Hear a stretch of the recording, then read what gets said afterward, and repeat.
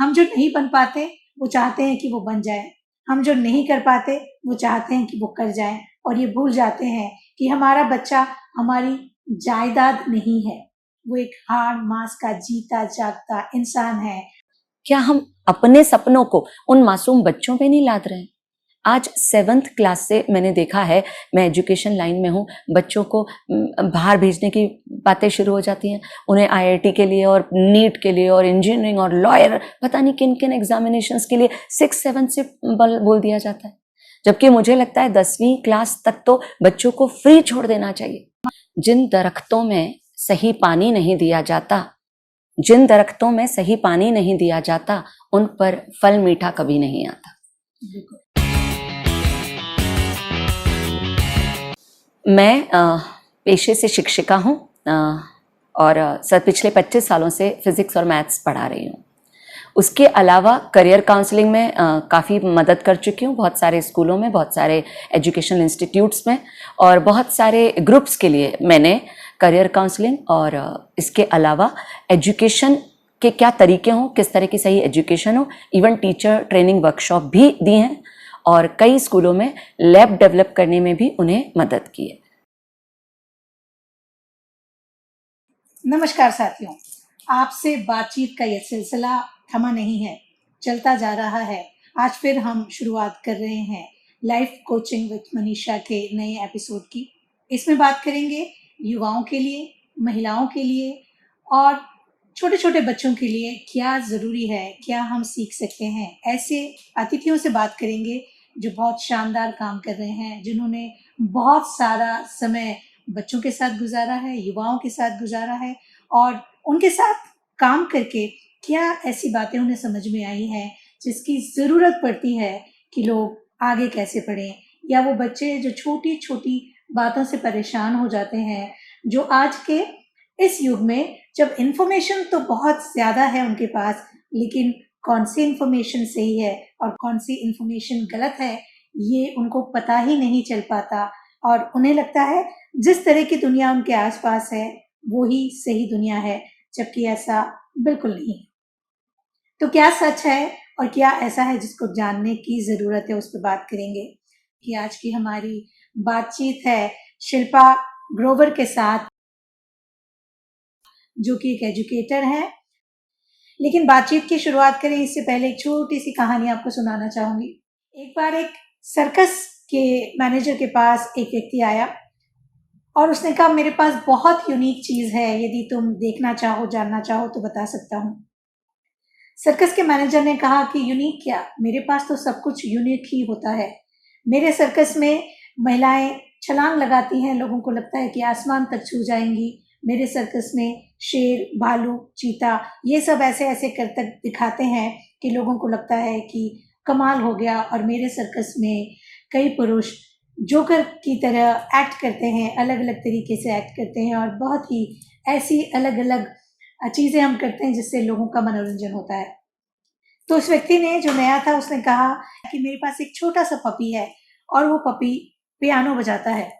Circus के manager को बड़ा आश्चर्य हुआ, क्या तुम्हारे पास एक ऐसा कुत्ता है जो पियानो बजाता है? उस व्यक्ति ने कहा हाँ। सर्कस का मैनेजर बड़ा खुश हुआ, उसने कहा जरा बताओ। उस व्यक्ति ने अपने बैग में से एक छोटे से पपी को निकाला और एक पियानो निकाला। सर्कस के मैनेजर ने कहा कि ये तुम्हारे पास तो बहुत छोटा सा पियानो है, मेरे पास बड़ा पियानो है, यदि वो बड़ा पियानो ये पपी बजा सकता है तो जरूर बताओ। उस व्यक्ति ने कहा देखते हैं कि ये क्या बजाता है, और उस छोटे से पपी को उस बड़े से पियानो के आगे बैठा दिया गया। उसने बहुत ही खूबसूरत पियानो बजाया और सर्कस का मैनेजर बड़ा खुश हुआ। वो दोनों तल्लीन हो गए उस पपी के द्वारा बजाए जा रहे उस पियानो की धुन से, और दोनों आंख बंद करके आत्मा तक जो संगीत जा रहा था उसी को सुन रहे थे। इतनी ही देर में धड़ाक करके दरवाजा खुला, दोनों की आंखें खुल गई और एक बड़ा सा कुत्ता अंदर आया। उसने पपी को गर्दन से पकड़ा और उसे बाहर ले गया। सर्कस के मैनेजर को समझ में नहीं आया कि ये क्या हुआ। उसने उस व्यक्ति की तरफ देखा जो उस पपी को लेकर आया था। वो व्यक्ति थोड़ा निराश हो गया। उसने बताया कि ये इस पपी की माँ है और ये इसको डॉक्टर बनाना चाहती है। इसीलिए वो गर्दन पकड़कर उसको बाहर ले गई, क्योंकि सुंदर सा पियानो जो पप्पी बजा रहा था उसमें उसकी माँ का कोई इंटरेस्ट नहीं है। साथियों, हम भी अपने बच्चों के साथ यदा कदा यही करते हैं। हम जो नहीं बन पाते वो चाहते हैं कि वो बन जाए, हम जो नहीं कर पाते वो चाहते हैं कि वो कर जाए, और ये भूल जाते हैं कि हमारा बच्चा हमारी जायदाद नहीं है। वो एक हाड़ मांस का जीता जागता इंसान है। उसके अपने सपने हैं, उसकी अपनी इच्छाएं हैं और उसकी अपनी जिंदगी है। हमारा काम सिर्फ इतना है, उसको अच्छा वातावरण देना, अच्छी शिक्षा देना, अच्छे मौके देना और फिर उड़ने देना। आज इसी मुद्दे को लेकर हम आगे बढ़ेंगे। मैं शिल्पा जी आपका बहुत बहुत स्वागत करती हूँ, अभिनंदन करती हूँ कि आपने बातचीत के लिए हमें समय दिया। और शिल्पा जी का जो 22 साल का एक्सपीरियंस है, निश्चित ही हमें कुछ ऐसी बातें बताएगा जिससे हमारे बच्चे आगे बढ़ने के लिए कुछ अच्छा सीखेंगे। शिल्पा जी, जैसे मैंने एक कहानी अभी सुनाई, तो ऐसा क्यों होता है कि माँ बाप ये समझते ही नहीं कि इनकी अपनी ज़िंदगी है, वो अपनी सारी इच्छाएं उन पर डाल देते हैं? इसका क्या कारण आपको लगता है? आपका इतना सालों का एक्सपीरियंस है बच्चों को लेके, और डेफिनेटली आप बच्चों के साथ काम करती हैं, तो कई बार माता पिता भी आपके पास आते होंगे, तो ऐसा क्यों है? क्या आप समझा पाती हैं उन माता पिता को कि ऐसा नहीं करना चाहिए, और कैसे समझाती? धन्यवाद मनीषा, सबसे पहले तो, और इतने अच्छे विषय पर बातचीत करने के लिए, बुलाने के लिए। मेरा अपना ये मानना है कि इसका सबसे पहला कारण होता है जो तुमने खुद बोला, कि जो सपने कहीं पालक गणों के अधूरे रह जाते हैं, वो उन सपनों को अपने बच्चों में देखने लगते हैं। माना कि ये गलत है, लेकिन शायद 100 में से 98% पेरेंट ऐसा करते हैं। दूसरा, आज एक सोसाइटी में एक बड़ा अजीब सा प्रचलन शुरू हो गया है कि अगर मेरे पड़ोसी का बच्चा कहीं बाहर पढ़ने जा रहा है तो मुझे भी भेजना है। मेरे अगर ननंद या मेरे भाई के बच्चे को किसी एक बहुत नामी गिरामी स्कूल या कॉलेज में डाला गया है तो मुझे भी अपने बच्चे को भेजना है। तो शायद वो जो एक अंधी दौड़ में वो जो हम एक स्टेटस सिंबल मान लेते हैं, वो कहीं ना कहीं प्रेशर हमारे बच्चों पर आता है। और तीसरा, यकीनन जो पहले का समय था उसमें लोग बहुत सीधा साधा जिंदगी बीते थे। आज आदमी को मोबाइल भी चाहिए, टीवी भी चाहिए, बड़े बड़े घर, गाड़ियां, तो महत्वाकांक्षाएं इतनी हो चुकी हैं कि वो हर आदमी ये चाहता है कि मेरा बच्चा अब पैसे में नहीं डॉलर में कमा के आए, और कहीं ना कहीं वो प्रेशर हम बच्चों के ऊपर तो लाते ही। तो ये जैसे कि आपने कहा कि हमारे परिवार में कोई कहीं किसी कॉलेज में चला जाता है तो हमें लगता है कि हमारा भी स्टेटस सिंबल है कि हम उसकी बराबरी से पढ़ाएं। इसके बाद कहीं किसी के पास किसी बच्चे को जिस तरह की सुविधाएं हैं, हमें भी लगता है कि हम भी वो सुविधाएं अपने बच्चों को दें। और सबसे पहली बात जो हम नहीं कर पाते, हम चाहते हैं कि वो हमारा बच्चा करे। इससे कैसे बाहर निकलेंगे? माता पिताओं को क्या जानने की ज़रूरत है?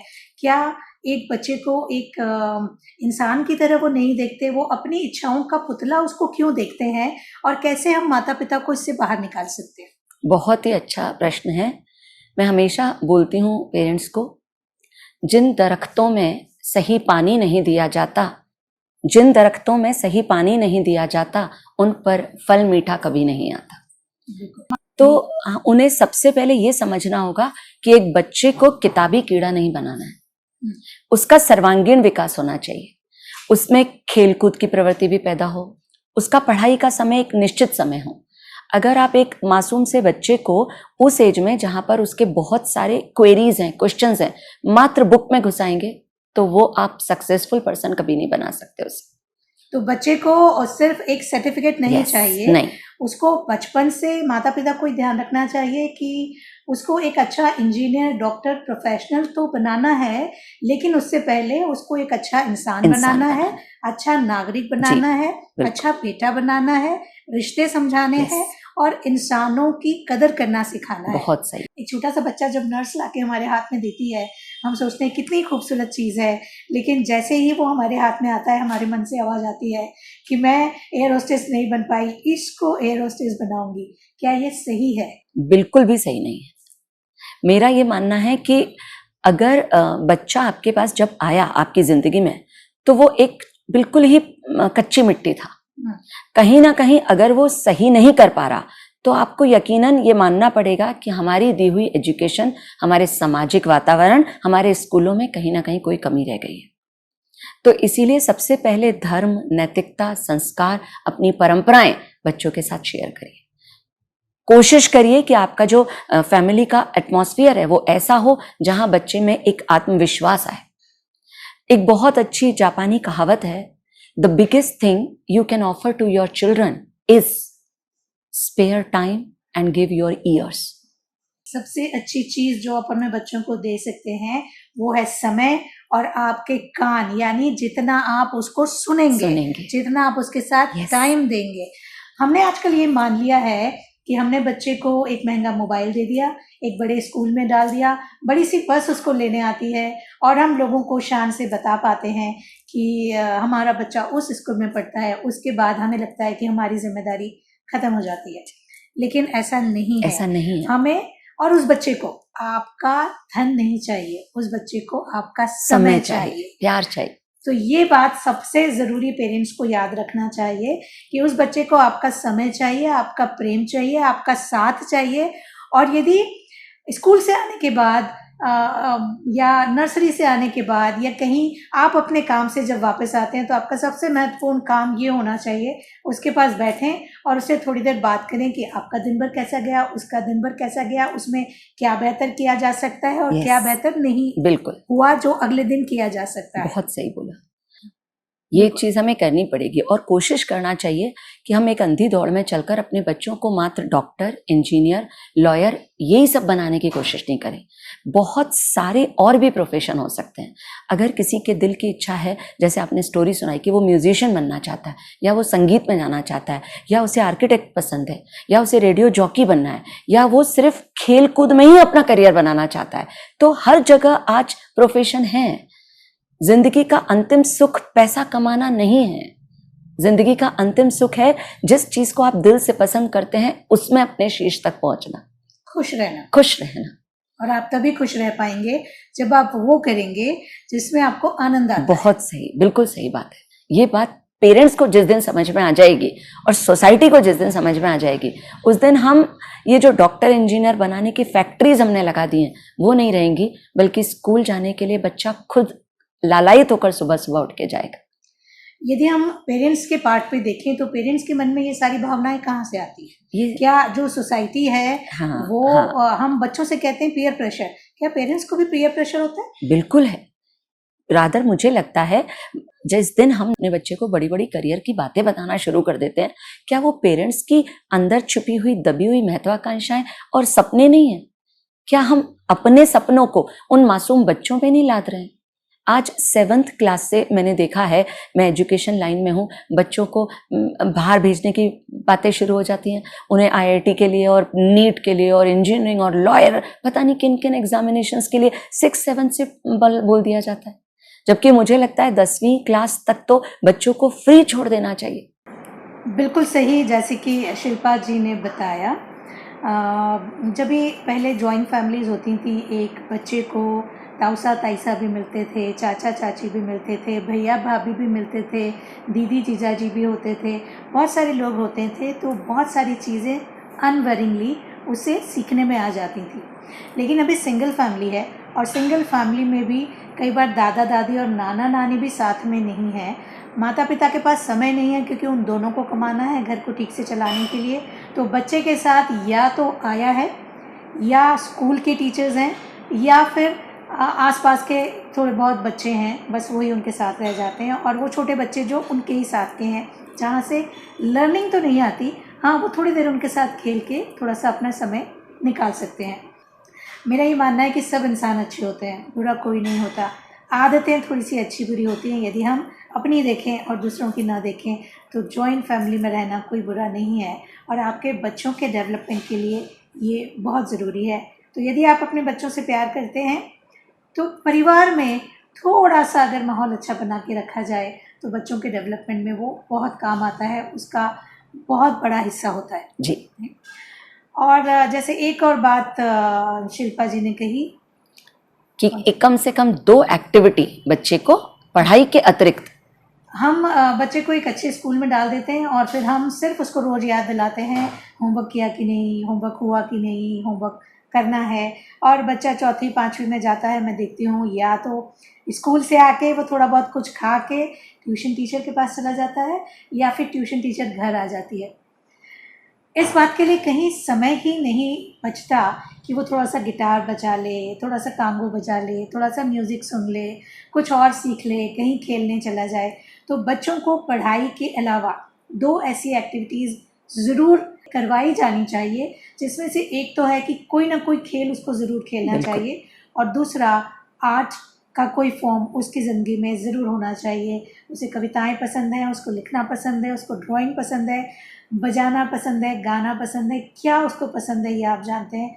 कोई ऐसी एक्टिविटी उसकी ज़िंदगी में ज़रूर होना चाहिए।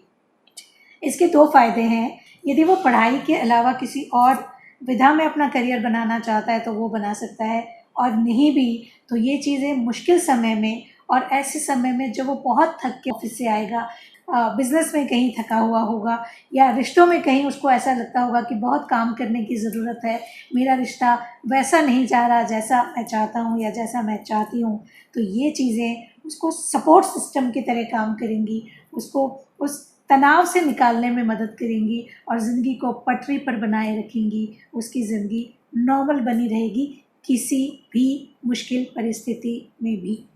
क्या मैं सही कह रही हूँ? बिल्कुल सही बोल रहे हैं, बिल्कुल सही बात। एक और मुद्दा आजकल बहुत ज़्यादा है जो हम देखते हैं कि बच्चे थोड़े से बड़े होते हैं और हुक्का, सिगरेट, तरह तरह के दूसरे ड्रिंक्स, अल्कोहल, ये सब उनको लगता है कि सोसाइटी में बने रहने के लिए ये ज़रूरी है, या ये स्टेटस सिंबल है, या बाकी सब भी करते हैं तो हम करते हैं। तो एज एन एजुकेटर आप इतने सालों से बच्चों के साथ काम करती हैं, इस पे आप बच्चों से क्या कहना चाहेंगी? आजकल के समय में एक तो आप यूं बोल लीजिए कि अंधी दौड़ है, या कॉपी करते हैं, या वेस्टर्नाइजेशन है।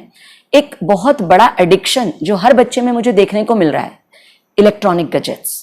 हर तरह का इलेक्ट्रॉनिक गैजेट उन्हें चाहिए जो उनके किसी कजिन या फैमिली मेंबर या स्कूल में किसी बच्चे के पास है, जिसमें इलेक्ट्रॉनिक वॉचेस हैं, मोबाइल्स हैं, आईपॉड है, लैपटॉप हैं, और वो भी सब स्टैंडर्ड। अच्छा, उसमें उन्हें एक बहुत ही ज्यादा सोशल एक्सपोजर मिलता है जो अपनी एज से ज्यादा बातें बता जाता है, और वो गलत है। दूसरा एक जो बड़ा अजीब सा मैंने उनमें एक एडिक्शन देखा, अगर वो छोटे कपड़े नहीं पहन रहे, क्लब नहीं जा रहे, अगर वो अल्कोहल नहीं लेते हैं, अगर वो जो जैसे आपने बात करी सिगरेट हुक्का नहीं पीते हैं, तो वो अपने आप को एक थोड़ा निम्न स्तर का मानने लगते हैं, और सोसाइटी में भी उन्हें बड़ी अजीब सी नजरों से देखा जाता है, और वो जो उनका पीयर ग्रुप है वो भी उन्हें तिरस्कार की नजर से देखता है। और होता यह है कि वो जो हमारा बच्चा छोटा चंचल मन का है वो जाने अनजाने उस तरफ मुड़ जाता है, ना चाहते हुए भी उस तरफ चला जाता है, और जब तक उसको ये एहसास होता है कि मैं गलती बहुत कर देर रहा हो हूँ, चुकी तब तक देर हो चुकी होती है। तो बच्चों सिर्फ इतनी सी बात समझो, यदि ये सब सही होता तो आपको मना ही क्यों किया जाता? बिल्कुल सही हम बात। आपको बहुत सारी दूसरी बातों के लिए मना तो नहीं करते, इनके लिए मना इसलिए करते हैं। और आजकल तो माता पिता ये भी नहीं कहते कि आप कभी मत करिए, वो सिर्फ ये चाहते हैं कि जब तक आप विद्यार्थी हैं तब तक आपकी जिम्मेदारी है ज्ञान इकट्ठा करना, सीखना, और जितनी अच्छी बातें आप अभी सीख लेंगे उतना ही अच्छा जीवन आप आगे जी पाएंगे। और अभी से यदि इस तरह के किसी एडिक्शन के चक्कर में लग गए, दिखावे के चक्कर में लग गए, तो जिंदगी में फिर इसी चक्कर में घूमते रहेंगे। बिल्कुल, आप डिस्ट्रैक्ट होते हैं इन चीजों से। हाँ, और मुझे ये नहीं समझ में आता कि आत्मविश्वास के लिए ड्रिंक करना या मोबाइल की क्या जरूरत है। आत्मविश्वास तो आपके बोलने से, आप कितना जानते हैं, आप पढ़ाई के अलावा और किस किस चीज में महारत हासिल कर चुके हैं, इन सब जनरल नॉलेज कितना है, इन सब चीजों से आपका आत्मविश्वास झलकता है। आत्मविश्वास मेजर करने का पैमाना छोटे कपड़े या क्लब या गिलास हाथ में, ये कैसे हो सकता है? इसीलिए ज्यादातर बच्चों का आत्मविश्वास कम हो जाता है, क्योंकि उन्हें लगता है कि हमारे पास उतना पैसा नहीं है कि हम दूसरे बच्चों के साथ ये शो ऑफ कर सकें, तो उनका आत्मविश्वास कमजोर हो जाता है। पर बच्चों, वो सारी चीजें उन्हें अपने माता पिता के पैसों से मिली है, उन्होंने खुद कमाई नहीं है। यदि आपको किसी चीज पे गर्व करना है तो उसको अर्न करिए, उसको कमाइए, और आप वो तब कमाएंगे जब आपके पास अच्छा एजुकेशन होगा, अच्छा नॉलेज होगा, और ये जो समय आपका है इसको आपने यूटिलाइज किया होगा नए नए स्किल्स सीखने के लिए, नई बातें जानने के लिए। ये जो सोसाइटी का एक छोटा सा हिस्सा है जो बाकी सोसाइटी पे हावी हो रहा है, उसे अगर बाकी सोसाइटी पे हावी ना होने दिया जाए तो कैसा रहे? ये बहुत अच्छा होगा और इसमें भूमिका आपको, मुझे, पालक को, शिक्षकों को, सभी को निभानी होगी कि हम हमारे बच्चों के लिए एक ऐसा माहौल तैयार करें जहां वो ज़्यादा से ज़्यादा स्किल डेवलप करना चाहते हैं, कुछ अच्छे आर्ट परफॉर्मेंस सीखना चाहते हैं।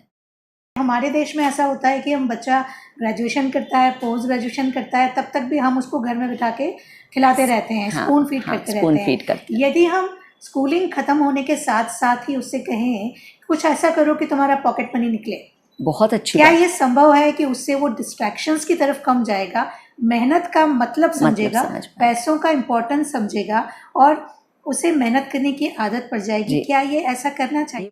तभी तो हम कई बार, क्योंकि जो अगर मैं भारतीय परिवारों की बात करूं तो वहाँ बच्चों को बहुत ज़्यादा प्यार और स्नेह से पाला जाता है, तो वो कई बार अपने बच्चे को पैसा देकर ये सोचते हैं कि उनकी जिम्मेदारियां पूरी हो गई, लेकिन जिस दिन वो अपनी खुद की अर्निंग करेगा, ये सब चीज़ें उसके आत्मविश्वास को बढ़ाने के लिए बहुत कारगर होंगी। बिल्कुल, यदि उसको लगता है कि उसको पढ़ाई के फील्ड में ही आगे जाना है, तो अपनी क्लास के छोटे क्लास के बच्चों के बिल्कुल कर सकता है, बिल्कुल ले सकता है। यदि उसको लगता है कि उसको राइटर बनना है तो वहाँ से कुछ अच्छे राइटर्स को पढ़ने की और उस पर थोड़ा थोड़ा लिखने की शुरुआत कर सकता है। यदि उसको किसी और जिस भी फील्ड में आपको जाना है, जो भी लगता है कि आपके आनंद की चीज़ है, जिसमें आपको मज़ा आएगा, उसकी तैयारी अभी से की जा सकती है और उसके बदले में आप छोटा छोटा अर्निंग भी कर सकते हैं।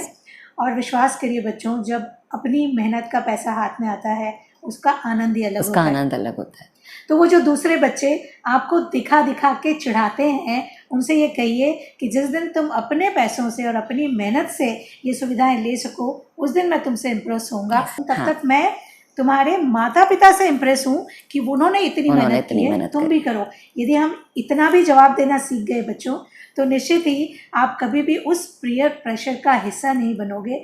और जब आप देखते हैं, चलते हैं, करते हैं, एक बार दो बार ऐसे जब आप उस ग्रुप का हिस्सा बनते हो, आपकी काबिलियत तब है जब उस ग्रुप के बच्चों को अपने ग्रुप का हिस्सा बना लो, बजाय कि न चाहते हुए वहाँ जाओ जहाँ आप भी नहीं चाहते और आपके पेरेंट्स भी नहीं चाहते और सोसाइटी भी जिसको गलत मानती है। बिल्कुल सही बात है, बिल्कुल सही बात है। और बच्चों, जिस दिन आप ये समझ गए कि अपनी मेहनत से अपना कमाया हुआ ही आपको सुख देगा और ये जो पीयर प्रेशर में आप गलत चीज़ें करने की तरफ मुड़ जाते हैं वो सिर्फ आपको डिस्ट्रैक्ट करेंगी, उस दिन यकीन मानिए कि आप किसी भी लाइन में जाएं, कोई भी प्रोफेशन अपनाएं, आपको यकीनन सक्सेस मिलेगी।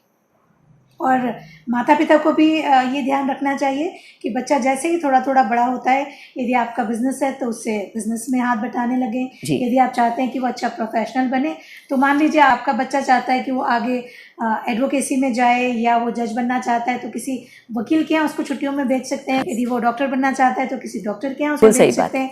तो जो भी उसके इंटरेस्ट का है, कहीं ना कुछ काम की ज़रूरत है और हमारे देश में आज भी काम की कमी नहीं है, सही काम करने वालों की कमी है। तो अपने बच्चे को शुरू से आदत डालिए कि वो कुछ ना कुछ काम करे। और बच्चों, जो भी आज यहाँ मेरी और शिल्पा मैडम की बातचीत सुन रहे हैं, आप जिस भी उम्र के हैं, आप देखिए कि आप अपने परिवार में क्या कंट्रीब्यूट कर सकते हैं, आप अपनी सोसाइटी में क्या कंट्रीब्यूट कर सकते हैं, बजाय कि ये बेवजह की ओवरनाइट पार्टीज़, अल्कोहल, सिगरेट, हुक्का या और किसी तरह के डिस्ट्रैक्शन का हिस्सा बने।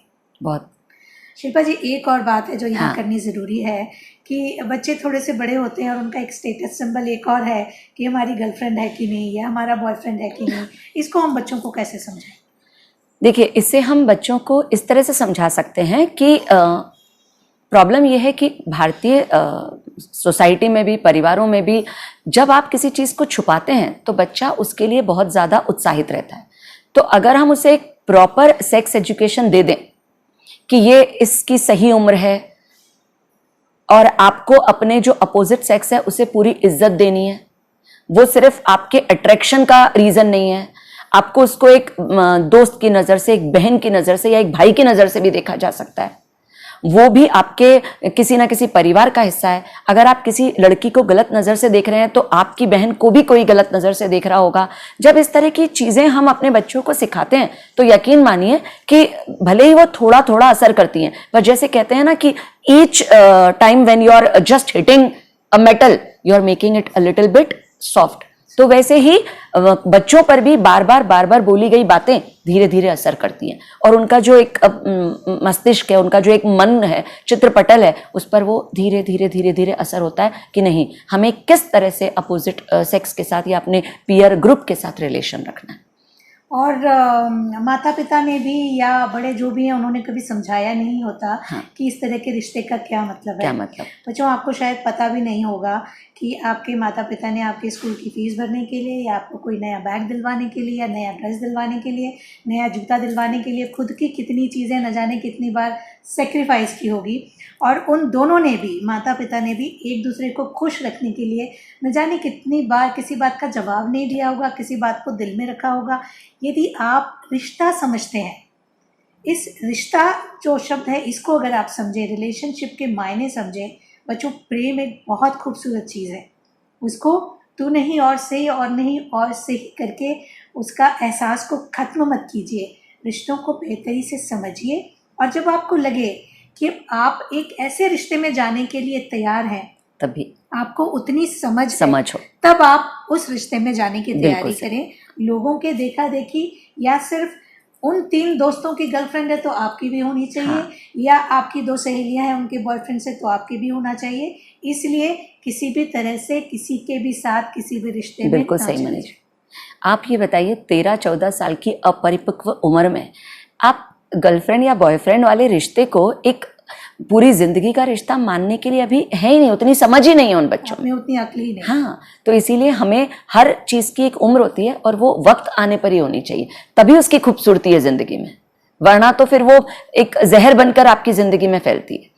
और फिर कई सारे किस्से होते हैं हमारे पास, कई सारे बच्चे आते हैं जो ब्रेकअप इश्यूज़ के कारण खुद आत्महत्या करने के बारे में सोचते हैं, अपनी पढ़ाई छोड़ देते हैं, अपना प्रोफेशन आगे जो उनकी ज़िंदगी में उन्होंने सोचा होता है उससे डिस्ट्रैक्ट हो जाते हैं और ज़िंदगी के बहुत बुरे फेज़ में बच्चे जाते हैं। जो मेरे पास बच्चे आते हैं तो मेरा आपसे ये कहना है बच्चों, पहले तो रिश्ता समझो और ये तय करो कि आप कैसा लाइफ पार्टनर चाहते हो। जब आपको ये पता ही नहीं है कि आपको क्या चाहिए तो कुछ भी मिलेगा, और कुछ भी मिलेगा थोड़े टाइम बाद आपको समझ में आ जाएगा कि ये मेरे लिए कुछ भी है, वो नहीं है जो मैं चाहता हूँ या जो मैं चाहती हूँ। और कई बार तब तक के लिए बहुत देर हो जाती है और फिर छोटी उम्र में दिल बहुत दुखता है।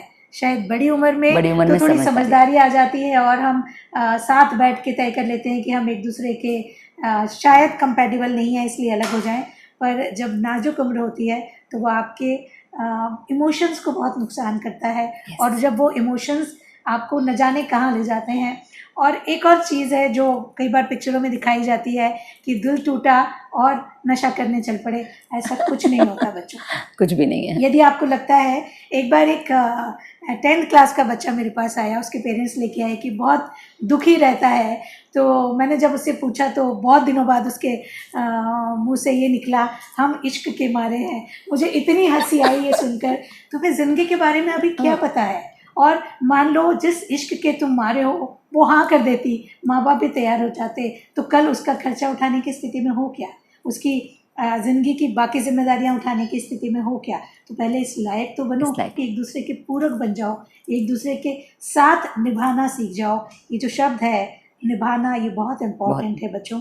तो जब इस लायक बन जाओ तो ज़रूर रिश्ते में जाओ, क्योंकि वो आपकी ज़िंदगी है, आपका रिश्ता है। लेकिन जब तक आप अपने आप को इतना समझदार नहीं समझते तब तक टीचर्स की और पेरेंट्स की बात सुनने में कोई बुराई नहीं है। यस, नशा जो है ये सिर्फ हम ये मानते हैं, जैसे आपने कहा, मैंने कहा कि हम अल्कोहल को नशा मानते हैं या सिगरेट को नशा मानते हैं या हुक्के को मानते हैं।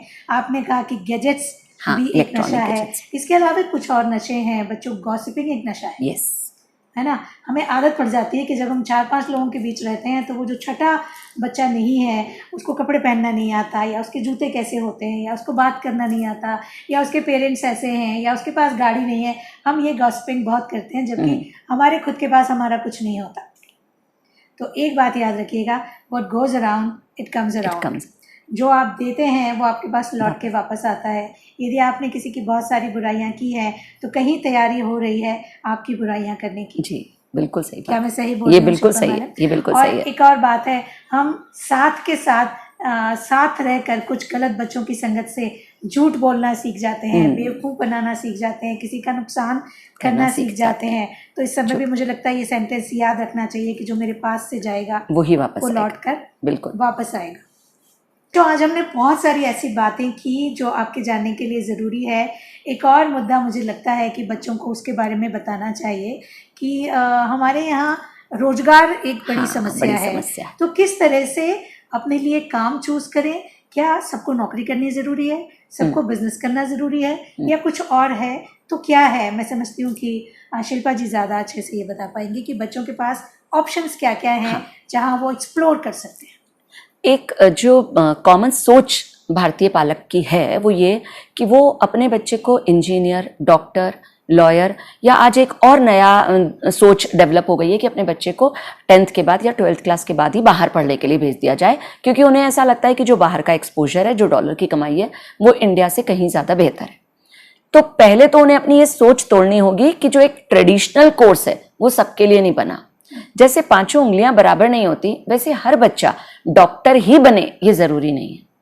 तो आज के टाइम में इतने वोकल कोर्सेज और इतने कमर्शियल कोर्सेज अवेलेबल हैं कि अगर बच्चा अपनी कोई स्किल डेवलप करके उसी को अपना प्रोफेशन बना ले तो भी वो एक अच्छे लेवल पर सोसाइटी में अपने आप को सही साबित कर सकता है और सक्सेसफुल हो सकता है। आज हम देख रहे हैं स्टार्टअप कल्चर आया है, तो वो स्टार्टअप कल्चर किस चीज़ की देन है? इसी सोच की कि सब कुछ सिर्फ अच्छे कॉलेजेस में टेक्निकल पढ़ाई करके ही नहीं होता। कई बार उस बच्चे की अपनी सोच, उसका आर्ट की तरफ इंटरेस्ट, उसका किसी क्रिएटिविटी में इंटरेस्ट, उसका एक अलग हटके सोचना, उसका सोसाइटी के लिए कुछ करना, ये बहुत, जैसे आज छोटे छोटे बिजनेस डेवलप हो रहे हैं, गांव की चीज़ों को इंटरनेशनल लेवल पे बेचा जा रहा है ऑनलाइन, छोटे छोटे बुनकरों को इकट्ठा करके और उनसे अच्छी कारीगरी के सामान बनवा के उन्हें ऑनलाइन बाहर सेल आउट किया जा रहा है और लोग सक्सेसफुल हैं। इवन मैंने देखा कि मिल्क में कितने ही मेरे स्टूडेंट हैं जो ये बताते हैं कि वो एक मिल्क को प्रोसेस्ड करके उसका प्लांट करके भी बहुत अच्छा काम कर रहे हैं।